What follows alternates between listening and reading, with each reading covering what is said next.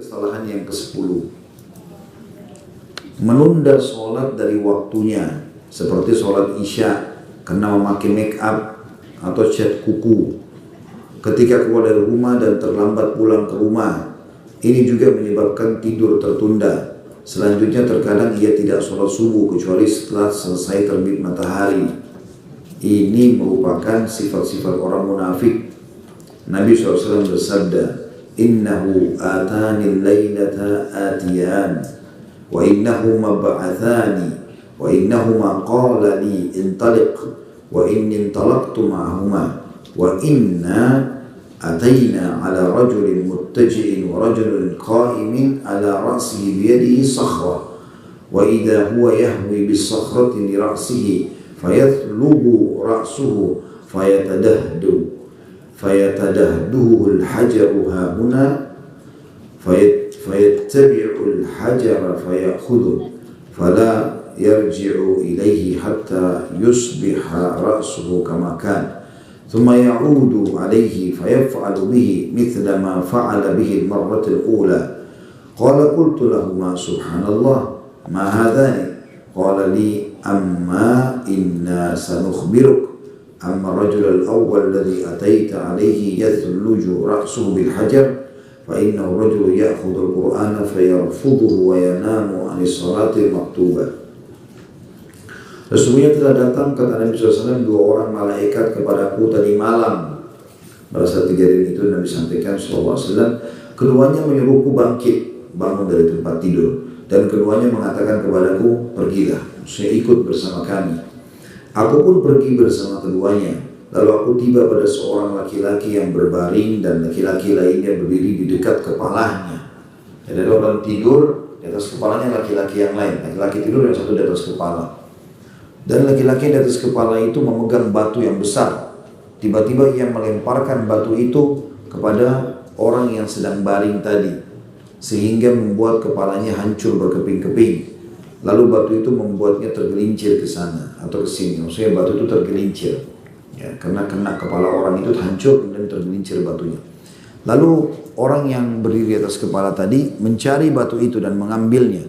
Namun ia tidak kembali kepadanya hingga kepalanya orang yang tadi hancur itu kembali seperti sedia kala.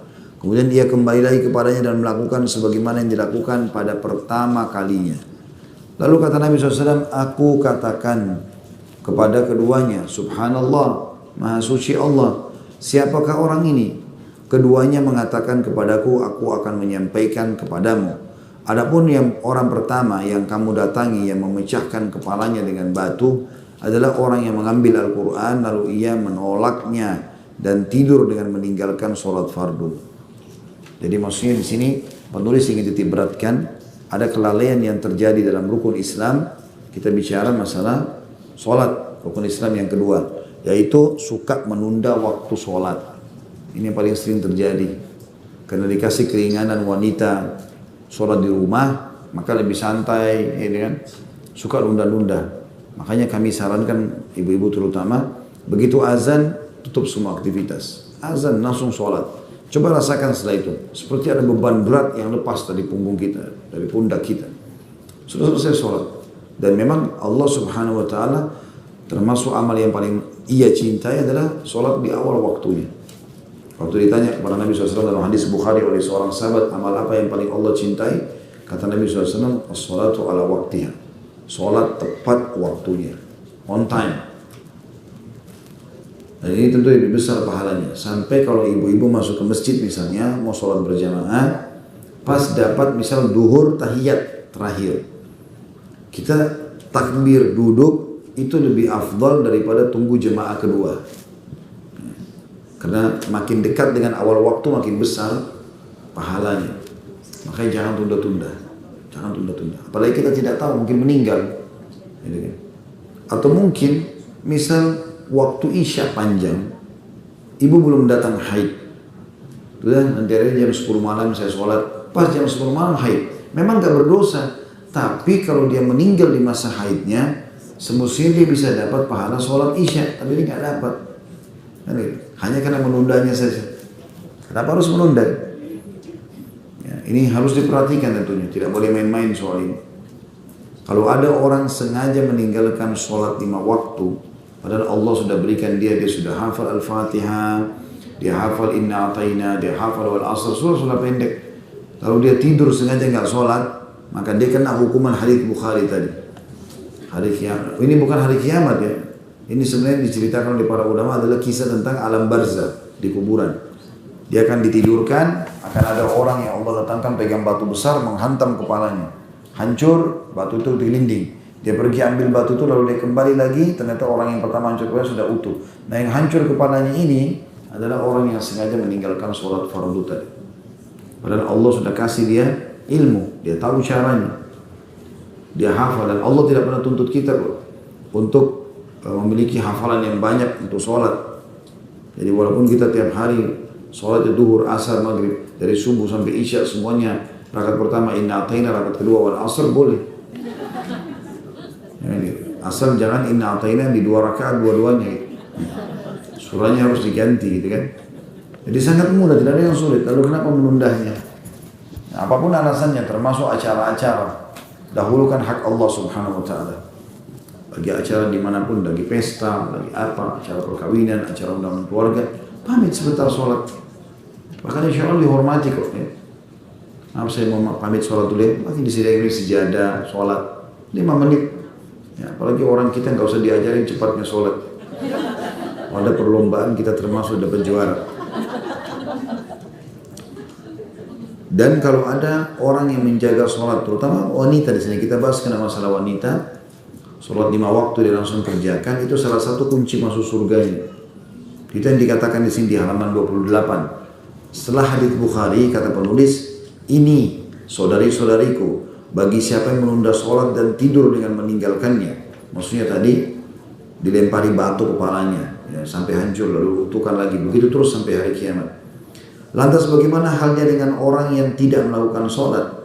Nah, itu orang melalaikan saja sudah begitu, apalagi orang tidak sholat sama sekali, lebih berat lagi. Sebaliknya Allah yang maha suci dan maha tinggi menjadikan surga sebagai balasan bagi siapa yang memelihara sholat. Nabi SAW bersabda, "Idza shallatil mar'atu khamsaha wa shamat syahraha wa hasanat farjaha wa ata'at zawjaha qila laha udkhulil jannata min ayyi abwamil jannati syi'ta." Jika seorang wanita melaksanakan sholat 5 waktu, dari sebutin sholat sunnahnya. Jadi kalau ibu sholat sunnah tambahan berarti. Berpuasa bulan Ramadan, puasa sunnah tambahan berarti. Memelihara kemaluannya, tidak berzina, dan mentaati suaminya. Kalau masih punya suami dia layani, dia taati selama bukan kemaksiatan. Maka yang dikatakan kepadanya, masuklah ke dalam surga dari pintu surga mana saja yang kamu sukai. Maksudnya pada saat dia mati. Jadi 4 hal yang dijaga. Azan, sholat langsung. Apapun konsekuensinya tinggalkan. Tapi kan saya lagi layani suami, saya lagi layani orang tua. Kalau ketemu hak wajibnya Allah sama hak wajib makhluk yang kita dahulukan siapa? Allah. Kita kalau lagi sholat duhur, Allahu Akbar, suami panggil, fulana, orang tua kita panggil, fulana, kita nggak usah batalin. Kalau sholat sunnah, lagi sholat qobliyah, sholat ba'diyah, sholat duha, dipanggil suami, batalin. Karena menjawab panggilan dia wajib. Tapi kalau ketemu dengan hak wajibnya Allah, nggak boleh kita batalin. Kita dahulukan. Maka tinggalkan semuanya untuk sholat. Kemudian pesan yang kedua adalah berpuasa Ramadan. Masuk di dalamnya rincian ulama adalah menjaga puasa Ramadan supaya tidak punya utang. Gimana caranya Ustaz? Ya minum obat. Sudah boleh kan kata ulama, obat penunda haid. Ya. Jadi supaya tidak utang Ramadan. Ya. Jadi tidak ada utang. Boleh, kan saya sudah bilang boleh. Sama Ramadan juga. Kalau umrah boleh, kenapa Ramadan nggak boleh? Supaya tidak punya utang. Itu keringanan. Zaman dulu ibu-ibu belum punya itu. Sekarang ada kemudahan, jadi mudahkan.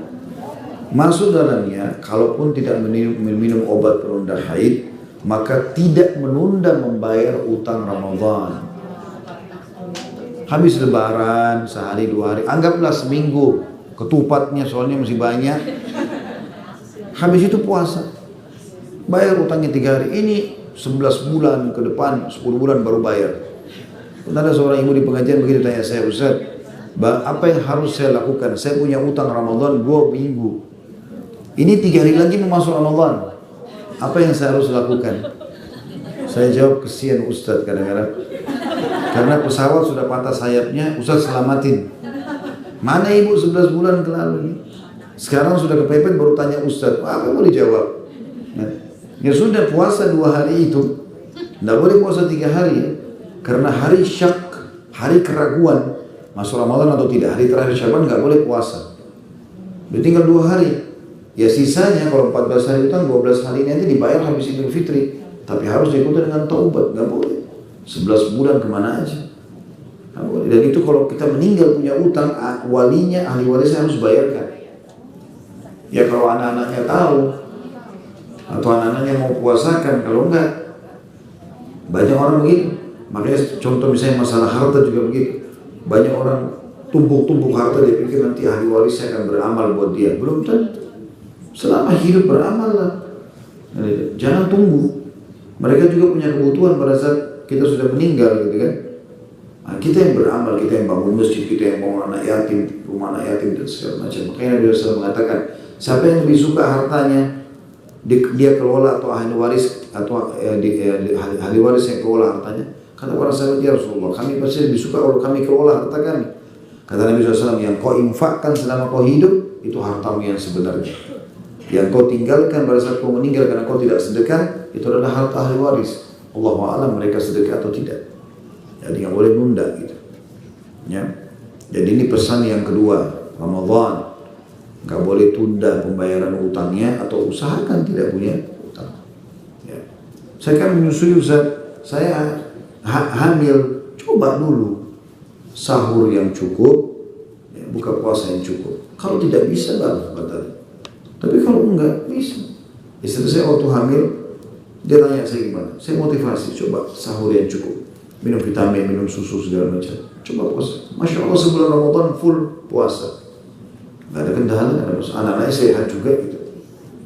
Yang penting tergantung niatnya.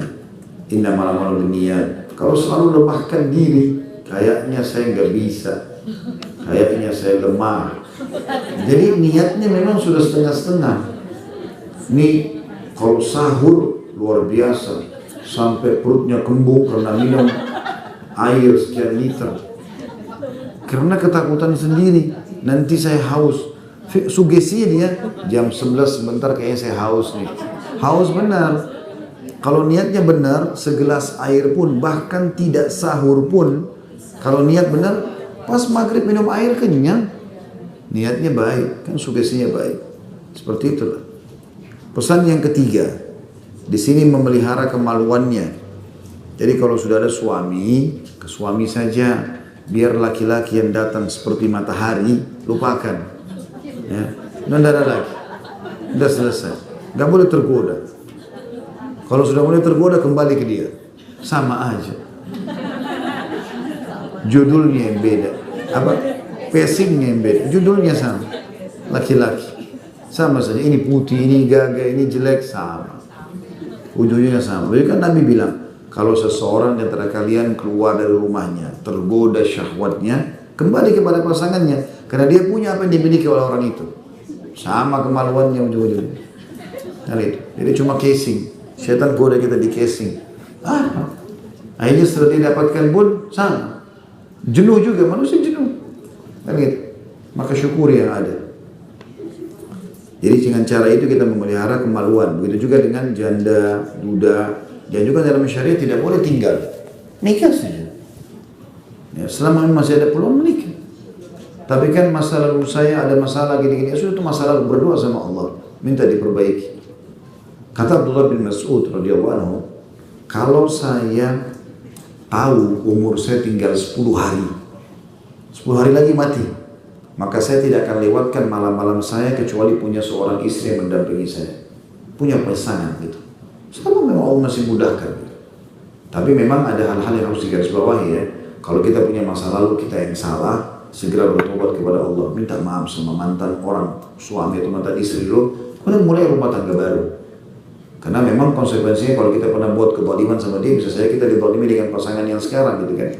Tapi kita bicara normal lah, meninggalnya pasangan, bercerai, malah kita tidak salah tapi diceraikan atau segala macam. Ya sudah, jangan tinggal dalam kondisi sendirian. Ada satu keadaan yang dianjurkan dalam syariat, seorang wanita tidak menikah lagi. Kalau dia punya anak-anak kecil, yang dia khawatir kalau dia nikah, dia gak bisa urus, karena harus urus suami, harus urus anak. Apalagi suami sekarang bukan ayahnya anak-anak ini, belum tentu dia mau sayang sebagaimana ayahnya gitu kan. Begitu dalam sebuah hadits dikatakan, ya, termasuk wanita di surga adalah seorang wanita yang memiliki anak-anak kecil lalu suaminya meninggal, kemudian dia tidak menikah lagi karena takut anak-anaknya terbengkalai. Nah itu boleh. Tapi kalau tidak ada apa-apa, anak-anak sudah besar, dia merasa diri masih sehat, ada orang baik yang mau menikah saja, nah harus tertinggal gitu ya. Karena memang memiliki pasangan itu akan menyelamatkan kemaluan kita. Mirip orang kalau sudah kenyang, kita lapar nih, kita makan biar cuma nasi sama tempe, tapi karena kita makan kenyang, biar habis itu dihidangkan kambing bakar, sapi bakar, apalah, nggak lagi, nggak tertarik lagi. Paling cuma oya-oya wangi ya sudah, itu sudah kenyang. Nanti kalau lapar lagi mungkin, ya seperti itulah. Karena ini termasuk kata kunci masuk surga, menjaga kemaluan itu. Kemudian yang keempat adalah pesannya mentaati suaminya. Di sini maksudnya adalah mentaati suami pada hal yang ma'ruf, sesuatu yang boleh. Ini ibu nikmati aja waktu sama suami, temani saya ke sini, ya urus aja manusia itu. Nah, karena Allah, ya, enak sekali. Urus dia, mati masuk surga. Apanya yang susah? Toh makan sama-sama, tidur sama-sama, cuci pakaian siapin, boleh pakai pembantu. Susahnya apa? Ya. Cuma kasih perhatian, tanya kabar, apa kabar, ada kebutuhannya, mau makan apa, repotnya apa? Mati masuk surga, enak bener. Makanya kata ulama, syaitan mengelabui banyak wanita di poin ini. Ya, dibuat dia anggap remeh suaminya, ya, tidak mau melayani, dan segala macam lah. Apalagi kalau dalam kondisi dia lebih kaya, ya, dia mungkin lebih muda, yang dianggap remeh suaminya, nggak boleh. Walaupun kondisi dia fisiknya mungkin kurang atau apa saja, tapi sudah jadi status suami ibu, maka kejarlah surga dari dia. Ya, itu poin yang harus digaris bawahi. Di sini ketaatan pada hal yang bukan berbau maksiat ya. Dikatakan masuklah ke dalam surga kalau dia kerjakan 4 hal ini. Dia jaga sholat 5 waktunya, jaga puasa Ramadannya, dia juga ya, memelihara kemaluannya, tidak berzina, dan juga mentaati suaminya, maka dikatakan katanya masuk kepadanya, masuklah ke dalam surga dari pintu surga mana saja yang kamu sukai.